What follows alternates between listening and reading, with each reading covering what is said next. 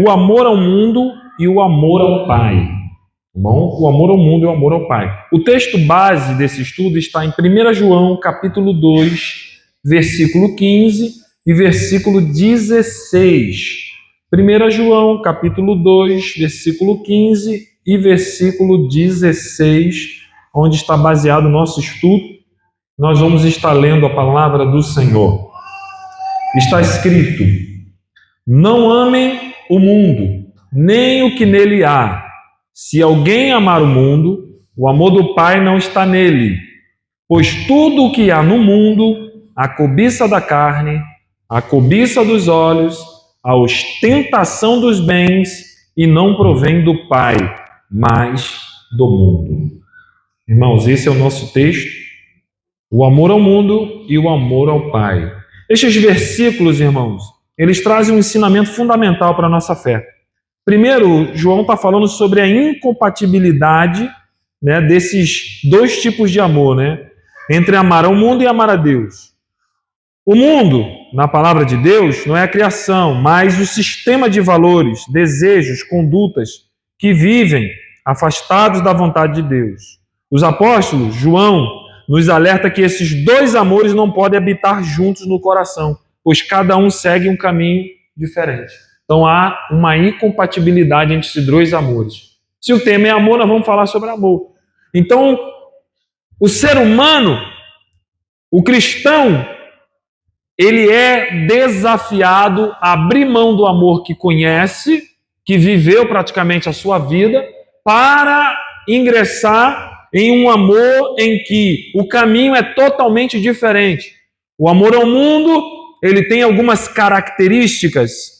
E dentro desse estudo, como eu sempre faço, são 3 tópicos, é um estudo bem breve. O primeiro tópico fala sobre o alerta, são 2 direções opostas.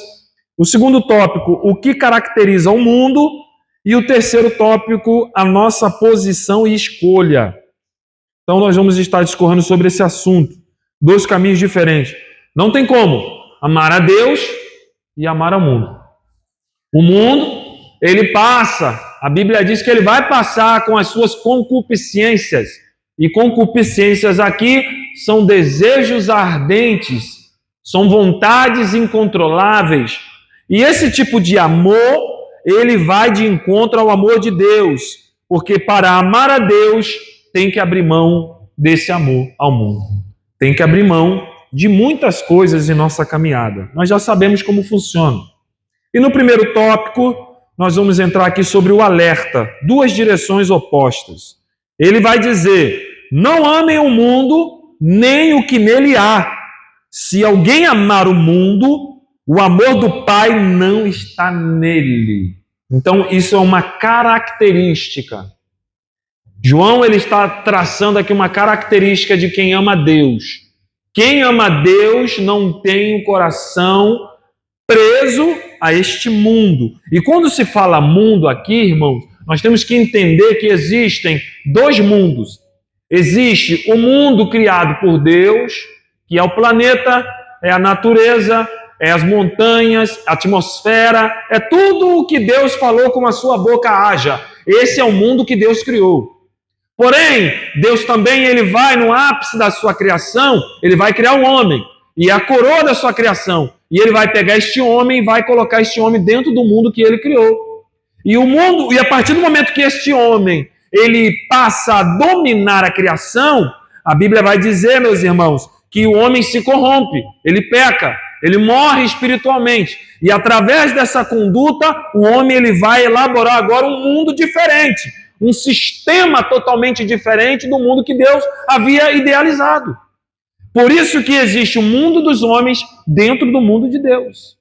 É por isso que Satanás, na sua tentação, quando ele leva Jesus ao ápice, ao alto monte, e ele fala: está vendo tudo isso aí?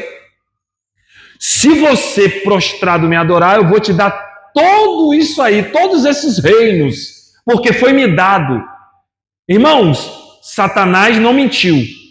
Ele falou a verdade. Porque o homem, através da legalidade do pecado, passou essa autoridade para ele.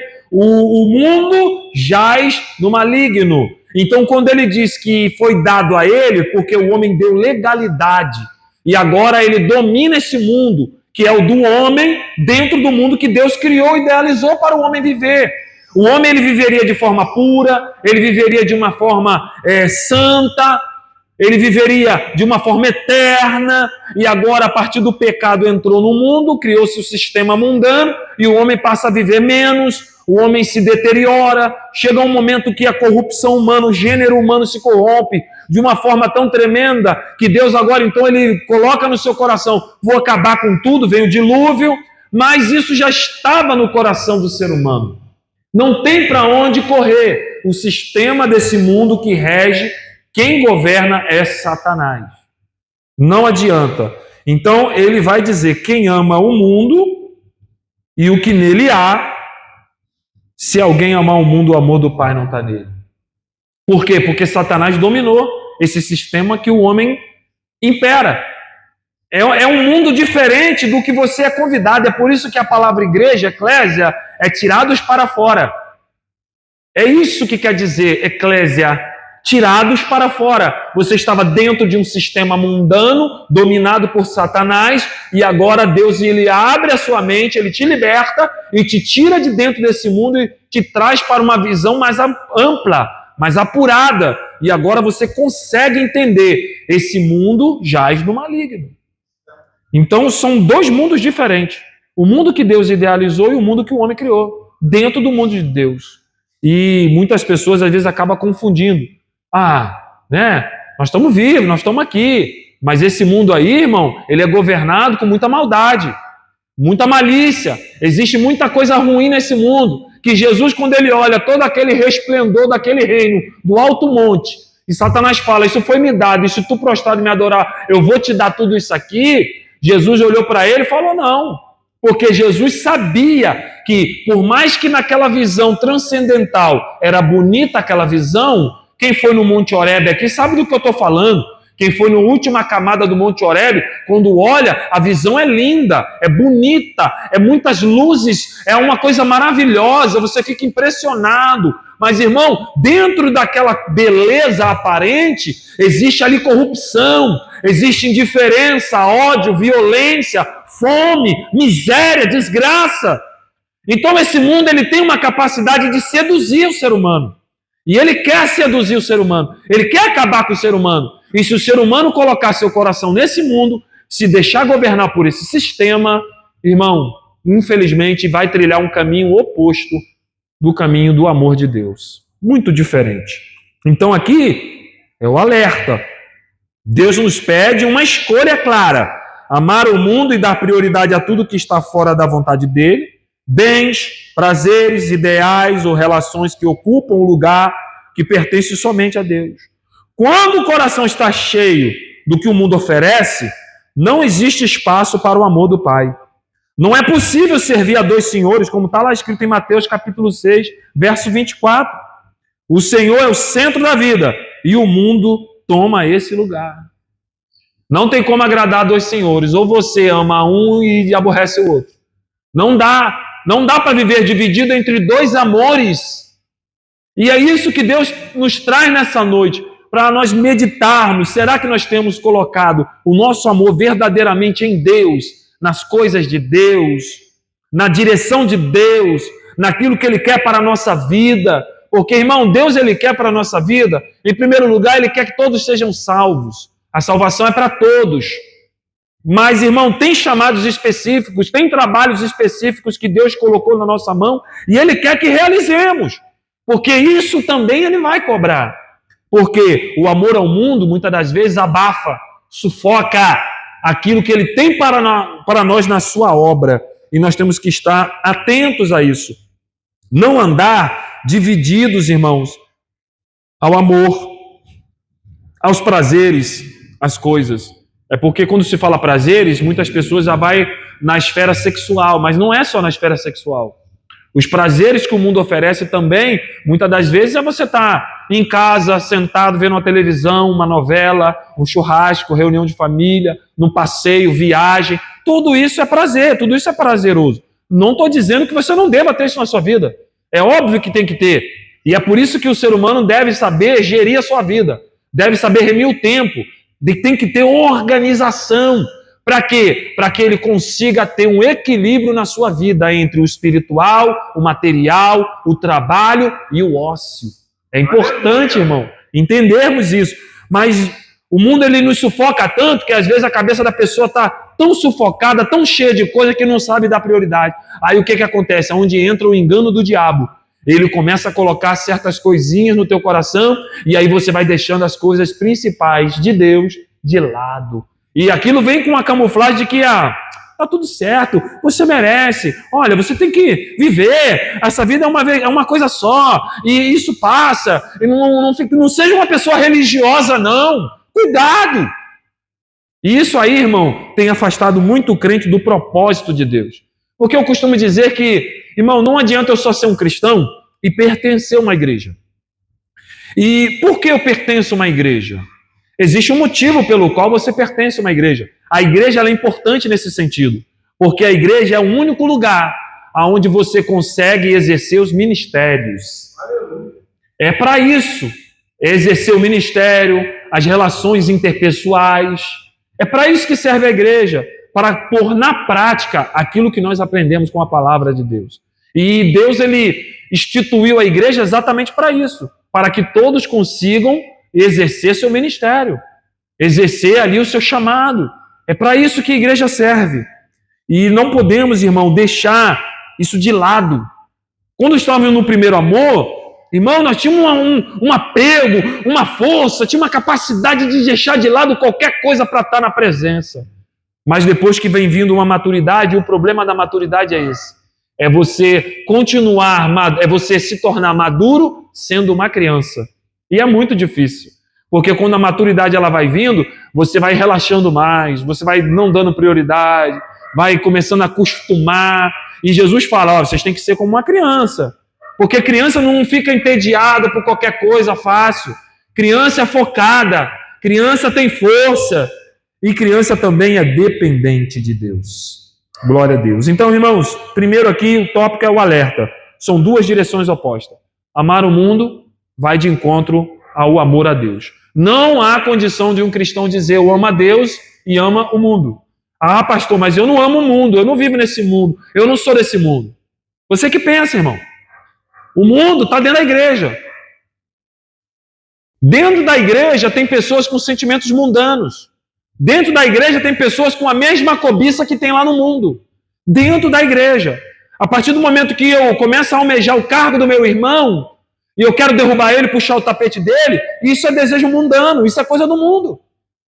A partir do momento que eu promovo rebeldia, não consigo ser submisso a liderança alguma, isso também é um comportamento mundano, isso é sistema mundano. E está dentro da igreja, irmãos.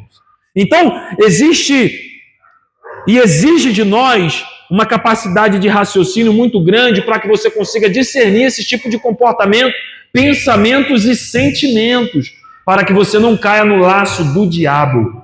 Porque o diabo ele é astuto e ele vai fazer de tudo para que você não consiga exercer e seguir na direção correta um amor a Deus. Ele vai transformar o amor ao mundo em uma coisa atraente. Ele vai colocar uma embalagem muito bonita, ele vai colocar um nome muito familiar, ele vai colocar de uma forma tão legal que você vai dizer, não tem nada a ver, tá tudo certo, é assim mesmo. E é onde o inimigo consegue enganar muitas pessoas. Aquelas pessoas que vão diante de Deus falar que fizeram, que expulsaram demônios, que pregaram a palavra, essas pessoas, aparentemente o que elas estão dizendo, elas eram crentes. Pessoas capazes, pessoas que faziam coisas extraordinárias ao ponto de curar leproso, ressuscitar morto. Nós operamos sinais e maravilhas. Ressuscitar um morto, gente. Pessoas que vão diante de Deus com todas essas obras e dizer para Deus, mas nós fizemos a tua vontade, pregamos em teu nome. E ele vai dizer, fica longe de mim porque eu nunca vos conheci, irmão. Que tipo de sistema aquelas pessoas viviam? Que tipo de sistema elas viviam? Irmãos, é muito pesado isso, mas é a verdade. Nós temos que tomar muito cuidado. Buscar o quê? Equilíbrio. Busque o equilíbrio, porque é muito importante. Segundo tópico o que caracteriza o mundo, e aqui nós vamos discorrer um pouco mais, e diz assim: pois tudo o que há no mundo, a cobiça, diga, cobiça da carne, diga, cobiça dos olhos e ostentação dos bens. Aí ele vai dizer, ó, não provém do Pai, mas do mundo. Olha o que há. O apóstolo ele mostra que tudo que afasta o ser humano de Deus se resume em 3 atitudes, que não vêm do Pai. 3 atitudes. A cobiça da carne são desejos e impulsos que visam apenas agradar o corpo, as suas emoções, mesmo que sejam contrárias à pureza e à obediência a Deus. Isso é carne. Carne é natureza corrompida, é a natureza do homem que é corrompida. Ah, mas o crente salvo não está sujeito a mais isso. Ah, está sim. Ah, tá, e está muito. E está muito. Então nós temos que vigiar com a cobiça da carne, os desejos e impulsos que visam apenas agradar o corpo, as emoções, mesmo que seja ao contrário à pureza. Sabe quando você está na carne, quando você visa a cobiça da carne? É quando você está mágoa do teu irmão e você não quer perdoar. Porque não perdoar para você é prazer.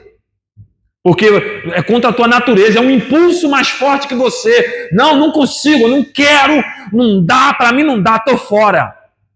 Foge. Isso visa agradar as suas emoções, porque eu tenho dificuldade de perdoar. E isso também são emoções. Isso está na carne, irmão. É você dar vazão às suas emoções quando você começa a entender que você não consegue prevalecer em cima dos seus desejos e impulsos. Porque o não perdoar, o falar mal do irmão, o denigrir, o prejudicar, são impulsos, são desejos carnais. E isso prejudica. A falta de obediência, a rebeldia também são impulsos, são desejos, que em algumas pessoas é incontrolável, porque é gostoso se sentir dono da verdade. É bom se sentir alguém que tem uma visão que não está sujeita à mudança, que não consegue parar e raciocinar e se colocar no lugar do outro. Isso se chama empatia e faz parte do amor, ser empático ao meu irmão. E quando eu sou dessa forma, são desejos e impulsos incontroláveis. A Bíblia chama de concupiscência da carne. Impulsos incontroláveis e ardentes. Irmão, temos que tomar cuidado com esses impulsos, identificar, pedir discernimento a Deus para não cair nesse laço do inimigo. Porque o não fazer também é um impulso da carne. O não fazer também é um impulso da carne. São desejos carnais. Então essa é a primeira atitude, cobiça da carne. Aí aqui entra todo tipo de cobiça. E é o que nós vemos mais comum dentro das igrejas. Adultério, prostituição, pastores caindo em adultério, traindo suas esposas, esposa traindo seus esposos, pessoas casadas cobiçando outras pessoas, flertando com outras pessoas, porque Jesus ele é muito radical nesse ponto que ele diz, você não precisa se deitar com a pessoa não, só de pensar, você já deitou com ela, você já cobiçou. A graça ela é radical, irmãos, e nós temos que entender isso, porque isso é cobiça da carne. Nós temos que entender. É importante. Eu poderia passar aqui umas meia hora falando sobre a cobiça da carne, é tanta coisa, mas que o Senhor nos livre da cobiça da carne. O segundo comportamento é a cobiça dos olhos. É o desejo de possuir o que você vê. É o que é alheio ou que parece atraente, movido apenas pela aparência e não pela vontade de Deus. Cobiça dos olhos. Aí a Bíblia fala em algumas traduções, concupiscências dos olhos. Foi o que fez Eva cair. Irmão, os olhos é a janela da alma. É através dos olhos que a seta entra. Por isso que a Bíblia diz que se teu olho te escandalizar, te fizer pecar, arranca fora. É melhor entrar sem um olho do que você arder no fogo do inferno. E quando ele diz você arrancar fora, é você lutar contra aquele desejo. Você fugir contra isso. Como Satanás conseguiu derrubar Eva? Ele mostrou a árvore para ela com um ponto de vista que ela nunca tinha visto. E quando ela olhou, ela teve concupiscência dos olhos. Ela percebeu que aquele fruto era bom para poder ter conhecimento. Irmão, cobiça dos olhos é o mais perigoso dentro da igreja. É que a cobiça dos olhos não é só para você pecar, atrair. É para você também criticar, ver onde não tem, ver coisa onde não tem. Né? Tem gente que gosta de ver cabelo em ovo, né? A pessoa disposta a viver, mal da viver. Exatamente. Então a raiz da maledicência é uma concupiscência dos olhos. Exato. A raiz da maledicência é a concupiscência dos olhos. Perfeito. É isso, irmão. E nós temos que tomar cuidado. O rosto fala, a boca fala, mas o corpo fala, os olhos falam, o comportamento fala, tudo fala. Mas quando eu observo certos comportamentos, irmão, primeira coisa que eu tenho que fazer é apurar os meus olhos. É olhar com o olhar de Jesus. Porque se eu olhar com meus olhos, eu estou perdido. Eu vou começar a julgar. Eu vou começar a falar muita coisa. Eu vou começar a achar que os meus olhos estão mais certos. E o inimigo, ele é especialista em distorcer as coisas diante dos teus olhos. Parece que é, mas não é. Temos que tomar cuidado com a cobiça dos olhos. Porque realmente ele é a raiz da maledicência. Foi aonde o pecado surgiu no mundo. Entrou por isso aqui, ó. O inimigo sabe das nossas fraquezas. E um outro comportamento é a ostentação dos bens, ou soberba da vida. A Bíblia chama de soberba da vida. Ostentação dos bens. É o orgulho de exibir o que se tem, achar-se superior ou buscar reconhecimento apenas por causa de posses ou posição, colocando a confiança nas coisas e não em Deus. Isso aqui é muito perigoso. Mas, pastor, tem gente que não é rico e consegue cair na ostentação dos bens? Consegue ou não consegue? Eu conheci pessoas que são verdadeiramente ricas, irmão, e que não são movidas pelo que têm. São humildes, têm o dom de lidar com riqueza, porque riqueza Deus não dá para todo mundo. Riqueza Deus dá para quem realmente sabe lidar. E os que não aprenderam a lidar com ela, um dia vão prestar conta, porque por causa da riqueza que recebeu, eles podem ser condenados. Entende isso? Então é importante entender que muitos crentes às vezes não têm nem muitas posses, mas é apegado ao bem material. Irmão, se Deus não me der, eu vou sair daquela igreja. Para que eu estou fazendo ali? Não, Senhor, e vai botando Deus na parede e querendo que Deus só seja um garçom para ela. Porque se Deus não der um bom carro, eu fico chateado. Se Deus não me der uma boa casa, se eu não conseguir ter sempre dinheiro para poder viajar, comprar bens materiais, então Deus não é comigo. Irmão, a visão daquela época de Jesus era exatamente isso. O judeu acreditava que quem era pobre, ou quem estava doente, estava amaldiçoado. Deus não estava com ele, mas quem era rico era abençoado. Aí um jovem rico, uma certa feita, chegou, porque ele era famoso, esse jovem rico, tá? Ele era tão famoso, mas a Bíblia faz questão de não falar o nome dele. Mas ele era famoso. Tanto que os apóstolos conheciam muito bem. Ele era um exemplo de boa conduta de cidadão daquela época. E quando ele chega diante de Jesus, fala, bom mestre. Jesus fala, por que tu me chama de bom? Bom é Deus, meu amigo. Aí ele falou, o que devo fazer para herdar a vida eterna? Ele conhece os mandamentos? Aí eu pratico tudo isso desde a minha mocidade. E todo mundo assim, é verdade, esse aí a gente sabe quem é. Esse cara aí é um exemplo. É o homem de Deus. Aí Jesus olha para ele, faz um escâner da vida dele e fala assim, ainda te falta uma coisa. Vai, vende tudo que tu tem, doa aos pobres e me segue. Aí o negócio mudou, virou agora. O que ele fez? Saiu de cabeça baixa, triste e não voltou nunca mais. Jesus vai falar, é difícil para um rico herdar o reino de Deus. Porque, irmão, a confiança nos bens, ele era muito rico. Ele era tão rico, que ele só tinha riqueza. Só tinha bens. Irmão, a riqueza também é um fardo, tá? Nesse momento tem pessoas ricas, solitárias, deprimidas, afastadas de todo mundo, não confia em ninguém, porque acha que todos que chegam perto não são verdadeiros porque quer alguma coisa. vai morrer e sabe o que vai acontecer com tudo que ela tem? Outro vai gastar. Porque ela não vai levar para a cova. Não vai levar, irmão. E eu entendi, irmão, nossa vida é como um sopro. Não adianta eu ter muitas posses e não ter a salvação na minha vida. Eu vou morrer, outro vai levar. Quantas pessoas a gente vê partindo aí, deixando? Morreu recentemente um amigo meu, homem com muitas posses, tinha muitas casas alugadas, apartamentos, tinha muito dinheiro. A esposa ficou aí, coitada, já era uma mulher meio deprimida, ele morreu. O que ele levou? E sabe o que vai acontecer? Em tão pouco tempo ela vai se desfazer de tudo, porque é uma pessoa que não consegue lidar com essas coisas. E outras pessoas vão usufruir. Então o apego aos bens materiais, irmão, é um sinal de cobiça, de ostentação dos bens, de concupiscência, soberba da vida. E soberba da vida, irmão, muitas pessoas vão cair nesse laço porque ficam presas. Sabe o que eu vejo? Sabe o que é prosperidade? Para mim, na minha visão, prosperidade é nunca faltar. É nunca faltar. Eu não preciso ter de sobrar não, mas que não falte. E olha, eu tenho vivido cada dia, não tem faltado nada. Deus tem suprido tudo. E se eu quiser um pouco mais, não tem problema, é só eu me trabalhar um pouco mais, me esforçar, mas não esquecer que quem me dá é Deus. Entende isso, irmãos?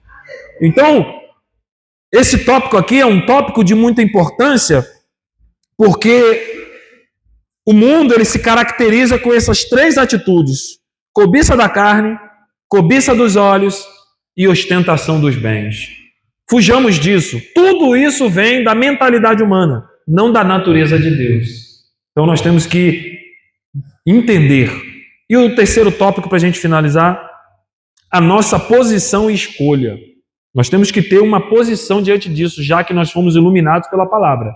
Já que nós entendemos o Evangelho, agora nós temos que viver posicionados e fazer a escolha certa. Como crentes, fomos chamados a não seguir o padrão desse mundo, mas sermos transformados pela renovação da nossa mente, como está escrito em Romanos 12, 2. O que está escrito? Olha o que ele diz: não se amoldem ao padrão desse mundo, mas transformem-se pela renovação da sua mente. Aí ele vai dizer, para que sejam capazes de experimentar e comprovar a boa, agradável e perfeita vontade de Deus.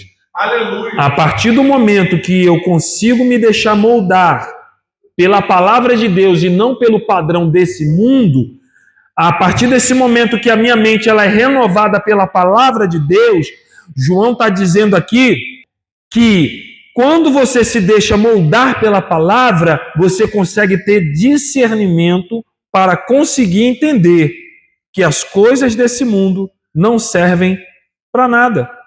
Vão passar. O padrão desse mundo não vai te levar para lugar nenhum. Então, irmãos, o autor aos Romanos, ele traz esse conteúdo importante que ele diz que vocês serão capazes. Aí ele diz capazes de experimentar, porque até então, se a mente humana não estiver renovada, não estiver transformada pelo padrão da palavra de Deus, ela não consegue ser capaz de experimentar. E ela nunca vai entender que a vontade de Deus para a nossa vida é boa, agradável e perfeita. É por isso que tem muito crente dividido. Tem muito crente que fica dividido entre a igreja, entre a vida com Deus e a vida lá fora. E ficar afastado de Deus. Por quê? Porque não teve capacidade ainda, não consegue, através da sua mente, entender que a vontade de Deus ela é boa também. É melhor do que a vontade do mundo. Ela é agradável. E além de ser agradável, ela é perfeita. E quando a palavra de Deus nos liberta e nós nos moldamos no padrão dos reinos do céu, irmão, você não vai querer voltar mais para o sistema desse mundo. Você não vai querer mais. A forma de vencer o amor ao mundo é guardar a palavra de Deus no coração, como vimos no Salmo de 119, versículo 11. Não é que ele diz que guardei no coração a tua palavra para não pecar contra ti? Quando conhecemos a verdade e amamos o Senhor, conseguimos discernir o que é passageiro do que é eterno. Falta muita gente para entender isso. E a nossa escolha deve ser sempre fazer a vontade de Deus. Por isso é o que permanece. Porque toda vez que eu penso, irmão, poxa, eu queria ter uma casa melhor, eu queria ter um carro melhor, eu queria ter uma conta bancária um pouco mais recheada. Quem não quer, né? Todo mundo quer. Sinceramente, eu quero, irmão. Mas toda vez eu paro para pensar, eu falo, até que ponto eu vou ter que me desgastar, perder meu tempo, negligenciar coisas que Deus tem para mim, que quer que eu faça, para mim conseguir esse objetivo. E depois que eu conseguir, será que eu vou conseguir usufruir bem? E depois que eu partir, o que vai adiantar isso? Então eu paro para analisar e falo, poxa, é melhor querer as coisas que vão durar eternamente, né? Porque depois que eu partir, meu filho pode pegar todo o meu império que eu criei e gastar assim de forma dissoluta. Quem garante que ele vai continuar o império? E outra coisa, eu não vou estar mais aqui para usufruir. E agora? Trabalhou uma vida inteira para criar um império e depois não levou nada. Irmão, a riqueza ela só vai até a porta do cemitério. Ali é a porta do tribunal. O dinheiro só vai até a porta do cemitério. A família só vai até a porta do cemitério. E quando chega lá, fica torcendo para terminar logo, para meter o pé dali. Ninguém quer ficar. E vou te falar um negócio, fica chateado comigo não, tá? Em pouco tempo todos vão esquecer de você. Entende isso? Então o que vale? As coisas desse mundo ou as coisas eternas? Aleluia. Para mim finalizar, está escrito em Provérbios 2,6: pois o Senhor é quem dá sabedoria, da sua boca procedem o conhecimento e o discernimento. Aleluia! O que falta? Discernimento para conseguir separar essas duas coisas, o que é passageiro e o que é eterno. Em Salmos 119, verso 125 diz: eu sou teu servo, dá-me discernimento para compreender os teus testemunhos. O salmista aqui está pedindo o quê? Discernimento para compreender. E a partir do momento que eu entendo, irmão, eu não fico apegado a nada nesse mundo. Eu passo a viver nesse mundo como um mordomo. E viver como um mordomo é muito bom. O que o mordomo faz? O mordomo é o cara que é capacitado para gerir os recursos de alguém sem ser o dono. O mordomo, ele faz de tudo. Ele é o responsável de governar a casa, de administrar os bens, mas nada daquilo é dele. Nós somos mordomos de Cristo. Nós temos que sim, se nós recebermos bênção nessa vida, faça da melhor forma. Mas administre como se fosse um mordomo, porque não é teu. Se tu morrer hoje, o que tu vai dar pela tua alma? O que tu pode pagar pela tua alma? Que é aquela parábola do moço que encheu seus celeiros e depois falou assim a todos os pulmões: agora minha alma pode descansar, porque eu posso comer e beber de tudo que eu tenho. Aí alguém grita lá do alto e fala: louco! Será que tu pode pagar o preço pela tua alma? Ninguém pode pagar, bem material nenhum pode pagar. Então, como é que nós temos que fazer? É ter uma posição e uma escolha. A minha posição é ficar do lado das coisas eternas. A minha posição é fazer a minha escolha certa. É, sim, querer o bom e do melhor, queira o bom e do melhor, mas entenda que não é só isso. Deus, nós temos que o adorar pelo que Ele é e não pelo que Ele pode fazer. A adoração a Deus não consiste em receber bens materiais como pregam o evangelho por aí. Um evangelho de barganha, que você vai sair da miséria, que você vai ser empresário, que você vai ser uma pessoa bem-sucedida. Irmão, você pode ser uma pessoa empresária bem-sucedida na presença de Deus, mas não é esse o ápice da caminhada cristã. Não é esse o ápice do evangelho. O evangelho não é para isso. O evangelho é para te fazer entender que a vida eterna vale mais do que qualquer coisa nesse mundo, que é passageiro e efêmero. Amém, meus irmãos? Para concluir, o mundo e tudo que nele deseja passa e acaba, mas quem faz a vontade de Deus permanece para sempre. Amar ao Pai é entender que nada o que o mundo promete pode satisfazer o coração humano como a presença e o amor de Deus. Que possamos viver com o coração voltado para o Senhor, amando-o acima de todas as coisas, pois só Ele é digno de todo o nosso amor e adoração. Amém, meus irmãos? Que Deus os abençoe. Fiquem com essa palavra. E eu agradeço aqui a minha oportunidade.